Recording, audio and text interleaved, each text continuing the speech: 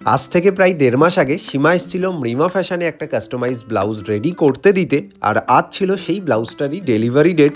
সেই জন্যই সীমা ব্লাউজটা নিতে এসেছিল এবং সাথে কিছু গোলাপও এনেছিল। সীমা আমাকে বলেছিল, মিন্ময়, ব্লাউজটা যদি আমার পছন্দ হয়ে থাকে তাহলেই গোলাপটা তুমি পাবে, তা না হলে গোলাপটা কিন্তু আমি আবার বাড়িতে নিয়ে যাব, সাথে ব্লাউজের জন্য একটা টাকাও আমি পে করব না। তারপর তোর ব্লাউজটা আমি ওর সামনে দিলাম। তোমরা সীমার এক্সপ্রেশনস দেখলে বুঝতেই পারছো ব্লাউজটা ওর কতটা পছন্দ হয়েছে। এটা ছিল ওর ব্লাউজের স্লিভসের ডিজাইন, আর এটা ছিল ফ্রন্ট নেক, সাথে দুটো হার্ট শেপের লটকন ছিল।